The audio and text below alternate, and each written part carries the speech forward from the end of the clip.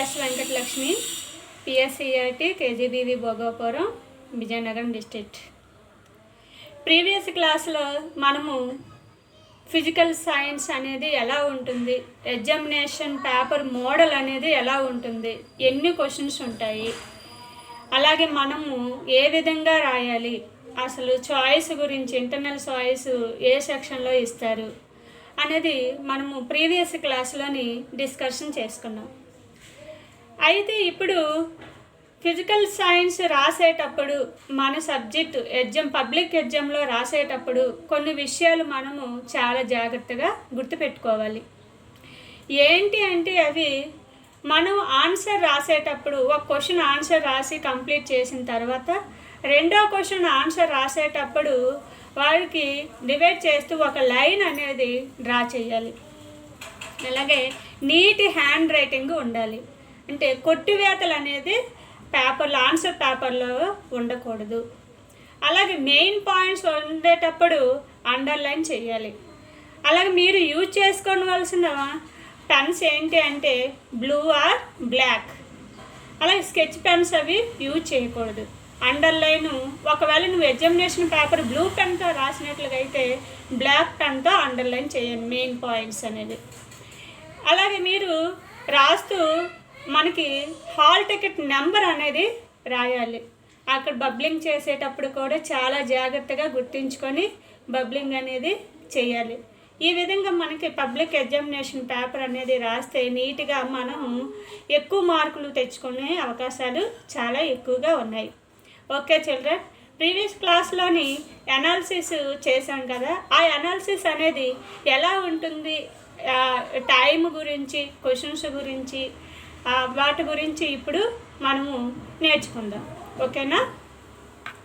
Public exam model paper question wise analysis కానీ చూసుకున్నట్లుగా అయితే first సెక్షన్లో ఆబ్జెక్టివ్ టైపు 12 క్వశ్చన్లు ఇస్తారు. 12 క్వశ్చన్స్ కూడాను హాఫ్ మార్కు, టోటల్ 6 మార్క్స్. అంటే 12% అనేది ఇవ్వడము జరుగుతుంది. ఒక్కొక్క ప్రశ్న మనకి 1.5 మినిట్స్ అనేది 1.5 మినిట్స్లో ఈ క్వశ్చన్కి ఆన్సర్ చేయడం జరగాలి. అలాంటివి 12 క్వశ్చన్స్ 12 × 1.5 18 మినిట్స్ పడుతుంది. అంటే 18 మినిట్స్లో మనకి ఫస్ట్ సెక్షన్ అనేది కంప్లీట్ చేయాలి. అలాగే సెకండ్ సెక్షన్ చూసుకుంటే వెరీ షార్ట్ ఆన్సర్స్ 8 ఇస్తారు. 8లో ఒక్కొక్క క్వశ్చన్కి 1 మార్కు, 8 × 1 = 8 మార్క్స్. అలాగే ఒక క్వశ్చన్ రాయడానికి మనకి టైము 3 మినిట్స్ తీసుకుంటే మనకి టోటల్ 8 క్వశ్చన్స్ రాయడానికి టోటల్ టైము 24 మినిట్స్ అవుతుంది. అలాగే థర్డ్ సెక్షన్లో తీసుకుంటే షార్ట్ ఆన్సర్స్ 8 షార్ట్ ఆన్సర్స్ ఇస్తారు. ఒక్కొక్క క్వశ్చన్కి 2 మార్క్స్, 8 × 2 = 16 మార్క్స్ ఇస్తారు. ఈ 16 మార్క్స్ చూసుకుంటే 16 మార్క్స్ 32%గా ఉంటుంది. అంటే ఒక్క ప్రశ్న అటెంప్ట్ చేయడానికి మనం తీసుకునే టైము 6 మినిట్స్. అంటే 8 × 6 = 48 మినిట్స్లో మనము థర్డ్ సెక్షన్ అనేది కంప్లీట్ చేయాలి. ఫస్ట్ సెక్షన్ కంప్లీట్ చేయడానికి 18 మినిట్స్, సెకండ్ సెక్షన్ కంప్లీట్ చేయడానికి 24 మినిట్స్, థర్డ్ సెక్షన్ కంప్లీట్ చేయడానికి 48 మినిట్స్ పడుతుంది. అలాగే fourth section SA type questions 5 ఇస్తారు. ఒక్కొక్క క్వశ్చన్కి 4 మార్క్స్, 5 × 4 = 20 మార్క్స్. ఇది 40%గా ఉంటుంది. అంటే ఒక్క ప్రశ్న మనము అటెంప్ట్ చేయడానికి, అంటే ఆన్సర్ రాయడానికి మనకు పెట్టే టైము 12 మినిట్స్. అంటే 12 మినిట్స్లో మనం ఒక ఎస్ఏ క్వశ్చన్ అనేది అటెంప్ట్ చేయాలి. Total 5 × 12 = 60 minutes. అంటే 1 అవర్లో ఎస్ఏ క్వశ్చన్స్ ఆన్సర్ అటెంప్ట్ చేయడము జరిగిపోవాలి, కంప్లీట్ అయిపోవాలి. ఈ విధంగా ఒక్కొక్క ప్రశ్న రాయడానికి తీసుకునే టైంని మనం రాసే ఆన్సర్ని బ్యారేజ్ చేసుకుంటూ ఎగ్జామినేషన్ పేపర్ అనేది కంప్లీట్ చేయవలసి ఉంటుంది. ఈ విధంగా మనం టైంని, ఆన్సర్స్ని బ్యారేజ్ చేసుకుని రాస్తే మంచి మార్కులు అనేవి వచ్చే అవకాశాలు ఉన్నాయి. ఓకే చిల్డ్రన్, అర్థమైందని అనుకుంటున్నాను.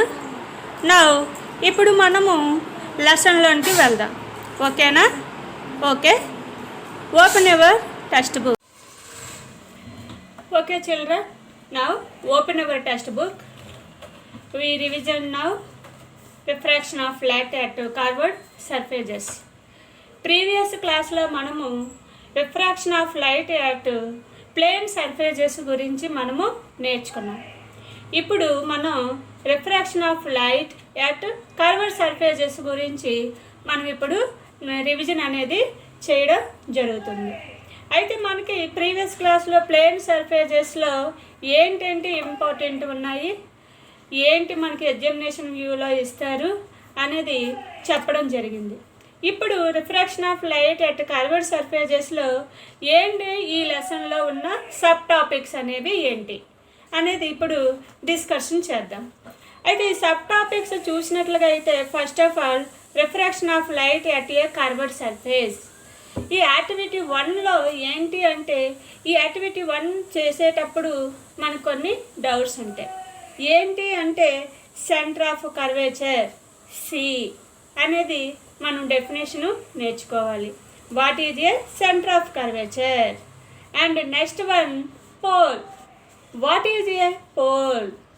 And next one principal axis.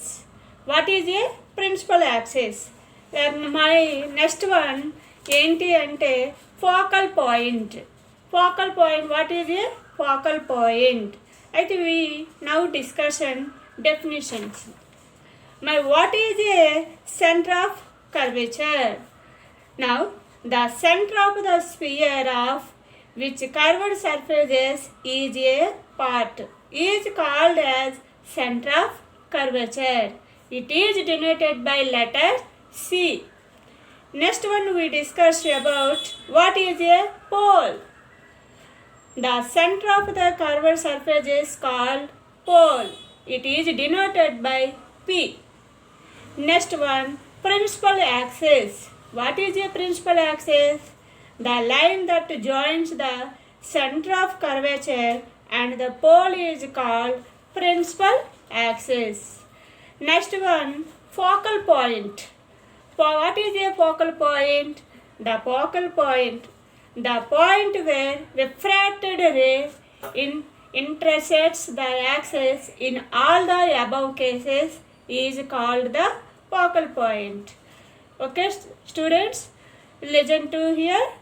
Now we discussion definition of what is a center of curvature, what is a pole, what is a principal axis, what is a focal point.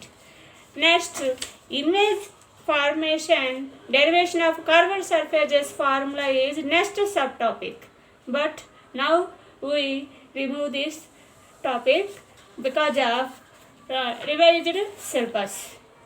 Next one we discuss now example 2, figure 2 and example 3. Next now discussion about lenses.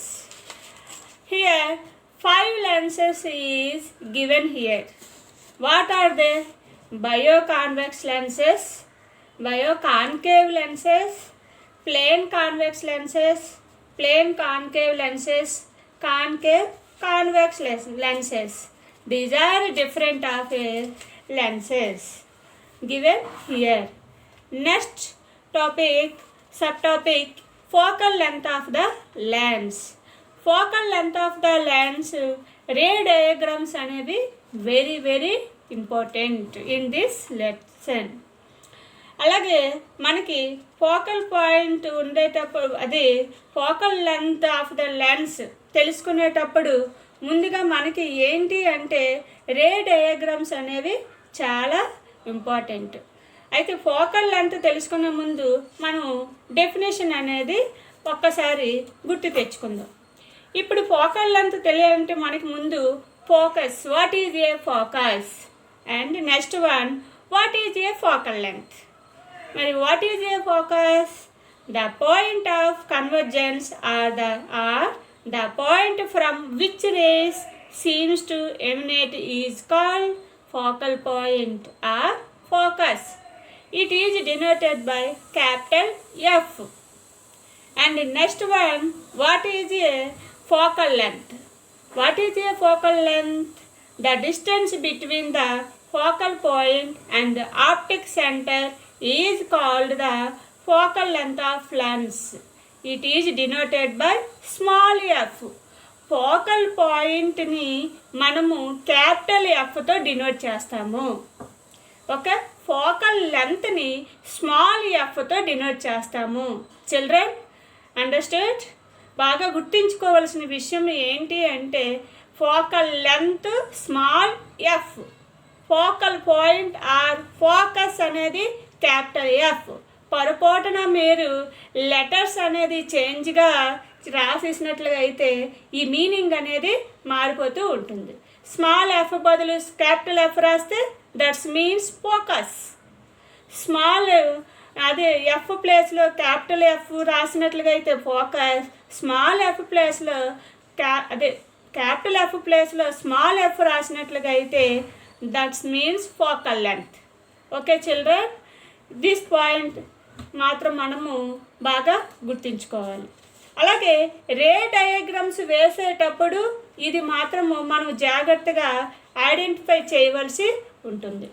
ఏంటి అంటే what is a focal point, what is a focus అనేది మనము అక్కడ వేసేటప్పుడు జాగ్రత్తగా వేయాలి. అయితే ఇప్పుడు మనకి లెన్సెస్ అనేది మనకి సింబల్స్ అనేది ఇవ్వడము జరిగింది. ఏంటి అంటే కాన్వెక్స్ లెన్స్కి యారోస్ అనేవి డౌన్గా ఉంటాయి. అలాగే కాన్కేవ్ లెన్స్కి యారోస్ అనేవి అప్గా ఉంటాయి. ఏంటి అంటే అది మనకి కాన్వెక్స్ లెన్స్ అనే అది యారోస్ అనేది యారోస్ని బట్టి అది కాన్కేవ్ లెన్స్, కాన్వెక్స్ లెన్స్ అనేది మనము ఐడెంటిఫై చేయొచ్చు. Next sub topic behaviour of certain light rays when they are incident on a lens. ఈ సబ్ టాపిక్స్లో మనకి సిచ్యువేషన్ 1, సిచ్యువేషన్ 2 అని మనకి ఇవ్వడం జరిగింది. ఇవి కూడా మనకి చాలా ఇంపార్టెంట్. అయితే ఇప్పుడు మనకి ఈ లెసన్లో మనం చూసుకున్నట్లుగా అయితే రే డయాగ్రామ్స్ అనేది very very important. Is given 4 marks question. 4 marks question గాను ఈ రే డయాగ్రామ్స్ అనేది ఇవ్వడము జరుగుతుంది. అలాగే rules to draw ray diagrams for image formation of lenses. అసలు ఇమేజ్ ఫార్మేషన్ జరిగేటప్పుడు రే డయాగ్రామ్స్ అనేవి ఎలా ఉంటాయి, ఎలా డ్రా చేస్తాము అనేది మనకి ఇవి ఈ లెసన్లో మనకి ఇవ్వడము జరిగింది. అయితే ఏంటి అంటే మనకి ఆబ్జెక్ట్ ప్లేస్ అనేది మనం డిసైడ్ చేస్తే ఇమేజ్ ఫార్మేషన్ అనేది ఆటోమేటిక్గా మనకి అర్థమవుతుంది.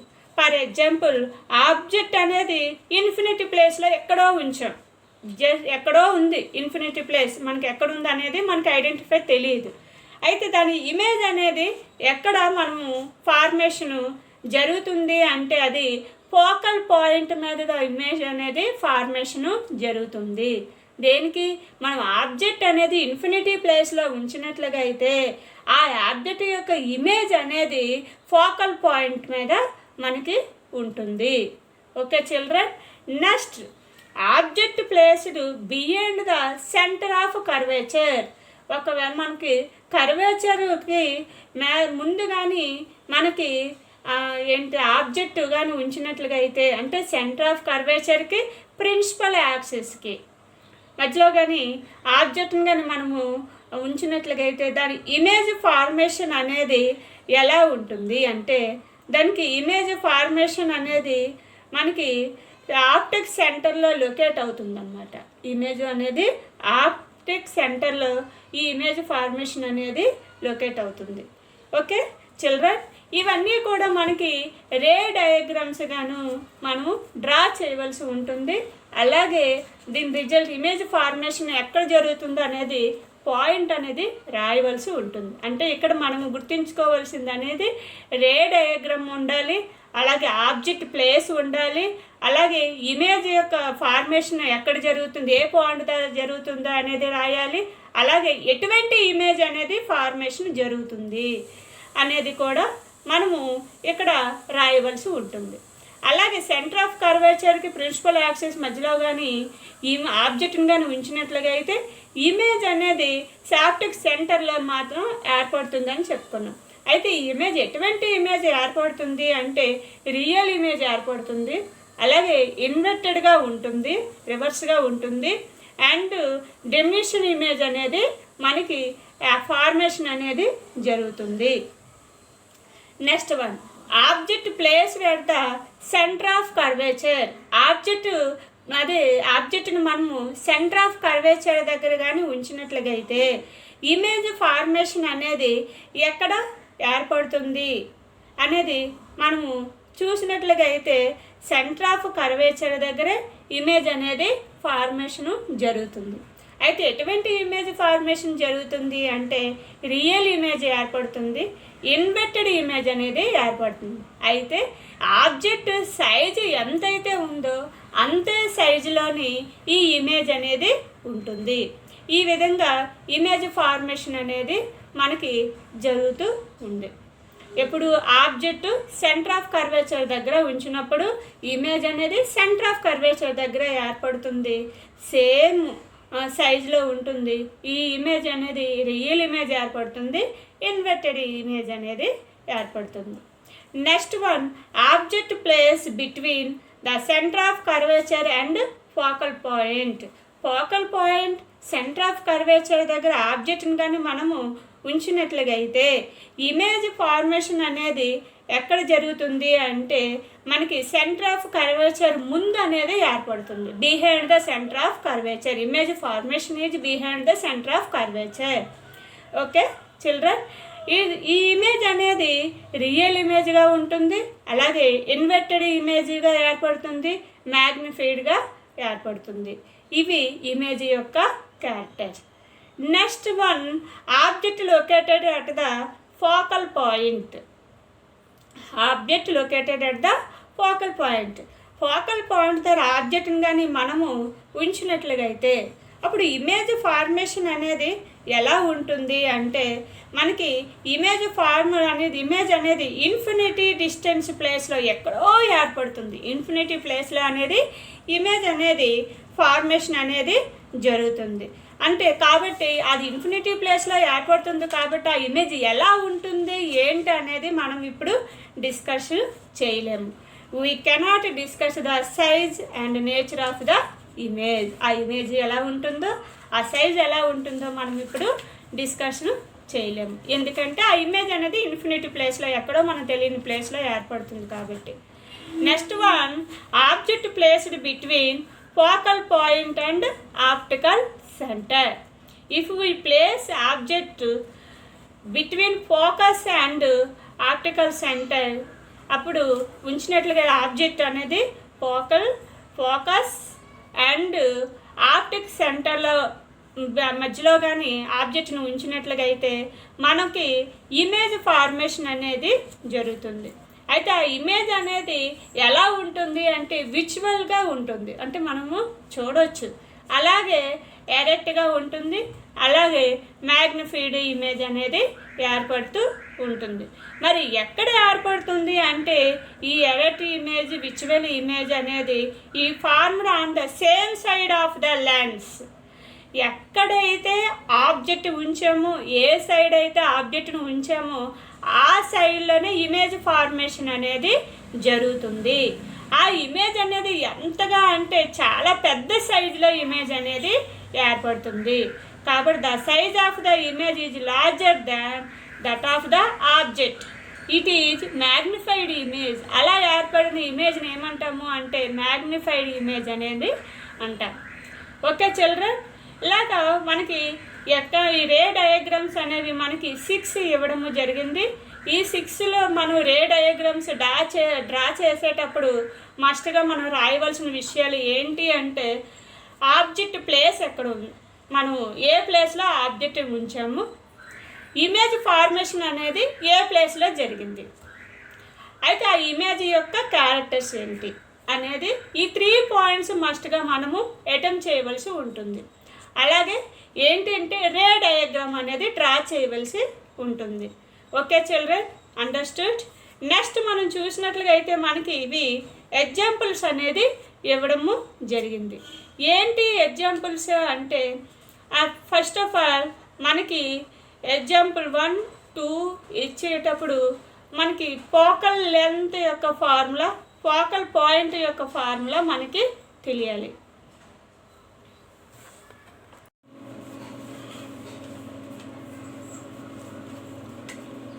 ఓకే, ఈ విధంగా మనకి రే డయాగ్రామ్స్ అనేది ఇవ్వడము జరిగింది.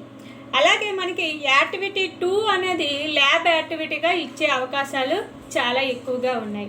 అయితే ఈ ల్యాబ్ యాక్టివిటీ అనేది దేనికి అంటే లెన్స్ ఫార్ములా ఆధారంగా ఈ ల్యాబ్ యాక్టివిటీ అనేది ఉంటుంది. ఇది ఆబ్జెక్ట్ ప్లేస్ ఆబ్జెక్ట్ డిస్టెన్స్కి ఎక్కడ ఉంచినట్లుగా అయితే, ఆబ్జెక్ట్ని ఏ డిస్టెన్స్లో ఉంచినట్లుగా అయితే ఇమేజ్ అనేది ఎంత డిస్టెన్స్లో ఫార్మేషన్ అనేది జరుగుతుంది. అయితే దీని యొక్క మనము ఈ ల్యాబ్ యాక్టివిటీ చేసే ముందు మనకి ఫోకల్ లెంత్ అనేది, అంటే ఒక లెన్స్ యొక్క ఫోకల్ లెంత్ అనేది మనకి ముందుగానే తెలిసి ఉండాలి. అదే ఫోకల్ లెంత్ అనేది కనుక్కోవడానికి ఈ ల్యాబ్ యాక్టివిటీ.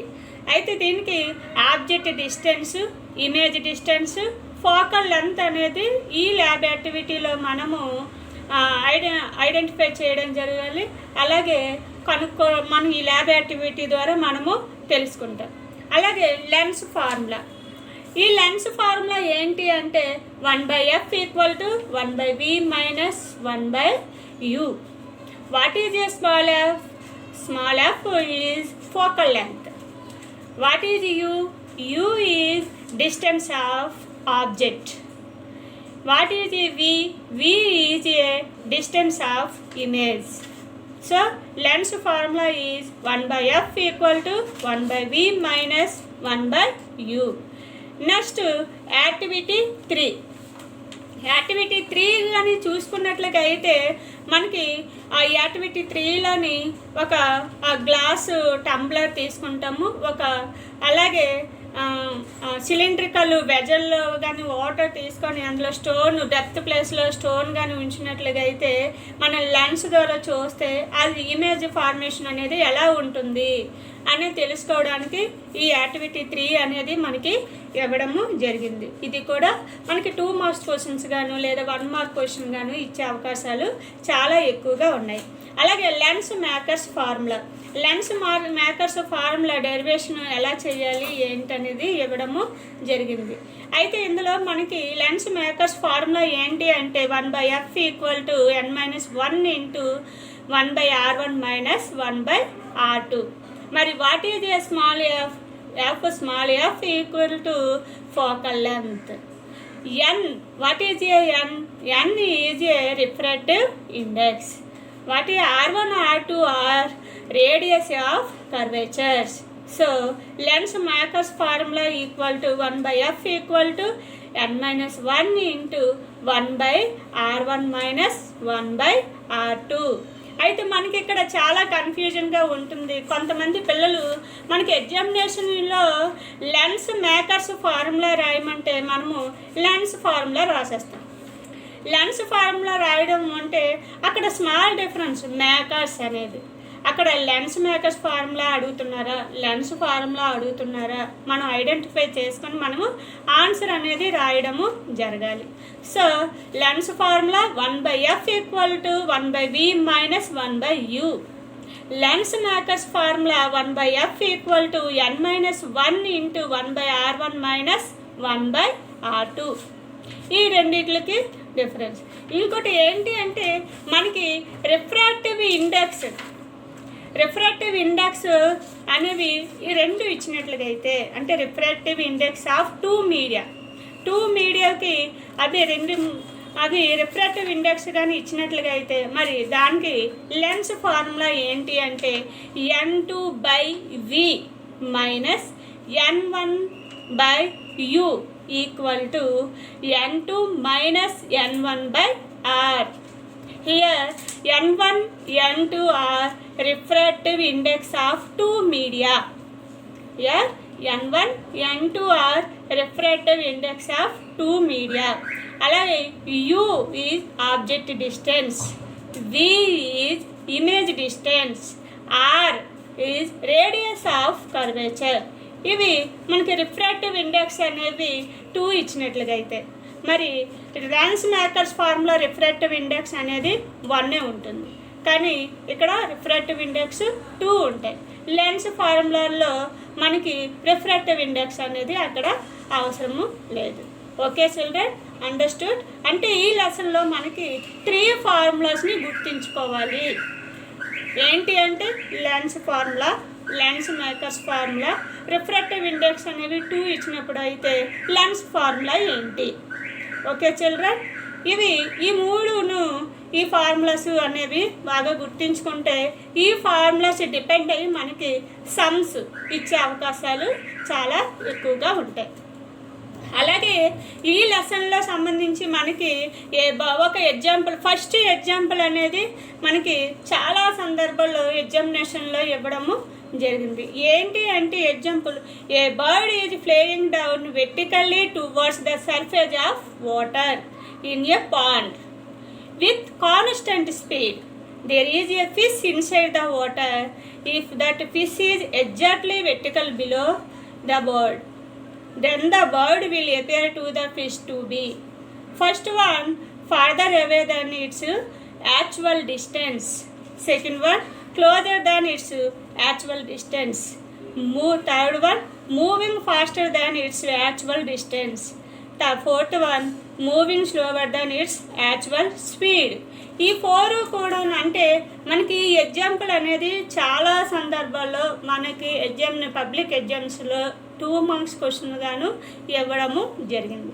కాబట్టి చిల్డ్రన్ ఈ ఎగ్జామ్ మీద మనం కొంచెము కాన్సన్ట్రేషన్ చేయాలి. ఓకే చిల్డ్రన్, నెక్స్ట్ మనకి ఈ ఎగ్జామ్కి ఈ లెసన్కి సంబంధించి మనం ఏంటి అంటే డిస్కషన్ చేయవలసింది మనకి కీవర్డ్స్లో ఏంటి అంటే ఆల్రెడీ మనము చెప్పుకున్నాం. ఏంటి pole, what is a pole, what is a focal length, what is a focal point or focus, what is a optic centre, what is a principal axis, what is a radius of curvature, what is a centre of curvature, what is a focus plane. ఇలాంటివన్నీ కూడాను keywords definitions అనేవి very very important. డెఫినేషన్స్తో పాటు 3 formula ఏంటి అంటే lens formula 1/f = 1/v - 1/u. Lens makers formula 1/f = n1 - 1 × 1/r1 - 1/r2. Next one, refractive index 2 ఇచ్చేటప్పుడు n1 n2 are refractive index of 2 media. Then n1 అది n2/v - n1/u = n2 - n1/r. ఈ 3 formulas కూడాను very very important. అలాగే ఈ lesson చూసినట్లయితే lab activity కూడాను చాలా important. అలాగే రే డయాగ్రామ్స్ మనం చూస్తున్నట్లుగా అయితే రే డయాగ్రామ్స్ డ్రా చేసేటప్పుడు చాలా గుర్తుంచుకోవాల్సిన విషయాలు ఏంటి అంటే డైరెక్షన్, ఆబ్జెక్ట్ అనేది ఏ డైరెక్షన్లో పెట్టాము. అలాగే రే డయాగ్రామ్స్ డ్రా చేసేటప్పుడు యారోలు ఉంటాయి. ఆ యారోస్ అనేది మనం ఐడెంటిఫై చేయడం వెరీ వెరీ ఇంపార్టెంట్. అది యారోస్ గాను పొరపాటున మనం మర్చిపోయినట్లుగా అయితే ఆ రే డయాగ్రామ్స్ మనం డ్రా చేసినా సరే అది రాంగ్ మిస్టేక్గా ఉంటుంది. కాబట్టి రే డయాగ్రామ్స్ మనం డ్రా చేసేటప్పుడు డైరెక్షన్ అనేది ఐడెంటిఫై చేయడము వెరీ వెరీ ఇంపార్టెంట్. అలాగే ఆబ్జెక్ట్ ప్లేస్, ఏ ప్లేస్లో ఆబ్జెక్ట్ ఉంటున్నాము అది కూడా మనం ఎగ్జామ్లోనే రాయాలి. అలాగే ఇమేజ్ ఫార్మేషన్ అనేది ఏ ప్లేస్లో అదే జరుగుతుంది. అలాగే ఆ ఇమేజ్ అనేది ఎటువంటి ఇమేజ్ అనేది ఏర్పడుతుంది. ఇవి 3 పాయింట్స్ కూడాను మనము ఆన్సర్ రాసేటప్పుడు అవి మనకు ఆన్సర్లో కనిపించాలి. రే diagram and object place, image place and image యొక్క క్యారెక్టర్స్. ఈ 4 పాయింట్స్ కూడాను మనకి ఎగ్జామ్ ఈ క్వశ్చన్ ఇచ్చేటప్పుడు ఆన్సర్ రాసేటప్పుడు ప్రతి రే డయాగ్రామ్కి కూడాను మనకి ఎగ్జామ్లో మనము రాసి ఉండాలి. ఓకే చిల్డ్రన్, నెక్స్ట్ ఎగ్జాంపుల్స్ చెప్పుకున్నాం. అలాగే మ్యాథ్స్ అది సమ్స్ కూడా ఈ ఎగ్జామ్లోని మనము చెప్పుకోవడము జరిగింది. అయితే మనకి ఇంకోటి ఏంటి అంటే ఆ, అసలు ఎలాంటి క్వశ్చన్లు మనకి ఎగ్జామ్లో ఇస్తారు. అయితే హాఫ్ మార్క్ క్వశ్చన్స్ ఎలా ఉంటాయి, 1 మార్క్ క్వశ్చన్స్ ఎలా ఉంటాయి, 2 మార్క్స్ క్వశ్చన్స్ ఎలా ఉంటాయి, 4 మార్క్స్ క్వశ్చన్స్ ఎలా ఉంటాయి. చిల్డ్రన్, నేను ముందు క్లాస్లోనే మీకు చెప్పాను ఏంటి అంటే మనకి క్వశ్చన్ బట్టి ఆన్సర్ ఉండాలి. మనకి ఒక్కొక్కసారి 4 మార్క్స్ క్వశ్చన్ కానీ 2 మార్క్స్ ఇచ్చేస్తారు. 2 మార్క్స్ క్వశ్చన్ ఇచ్చేటప్పుడు మనం ఏంటి అంటే 4 మార్క్స్ క్వశ్చన్ యొక్క ఆన్సర్ రాస్తాం. లేదా 2 మార్క్స్ క్వశ్చన్ యొక్క అది 2 మార్క్స్ క్వశ్చన్ 4 మార్క్స్ క్వశ్చన్గా ఇచ్చారనుకుందాం. అప్పుడు 2 మార్క్స్ మీరు చదివిన ఆన్సర్కి మరొక కొన్ని పాయింట్స్ యాడ్ చేస్తూ 4 మార్క్స్ క్వశ్చన్ ఆన్సర్గా మనము రాయవలసి ఉంటుంది. ఓకే చిల్డ్రన్, కనుక మనము ఇచ్చేటప్పుడు క్వశ్చన్ అనేది ఆ 2 మార్క్స్ అయితే ఎంత మ్యాటర్ రాయాలి, 4 మార్క్స్ అయితే ఎంత మ్యాటర్ రాయాలి అనేది బాగా గుర్తుంచుకోవాలి. ఓకే, నెక్స్ట్ మరి క్వశ్చన్స్ అనేవి ఎలా ఉంటాయి, ఎలా ఇస్తారు అనేది ఒకసారి మనము చూసుకుందాం. అయితే మనకి 1 మార్క్ క్వశ్చన్ ఎలా ఉంటుంది, 2 మార్క్స్ క్వశ్చన్స్ ఎలా ఉంటాయో చూద్దాం. Okay children,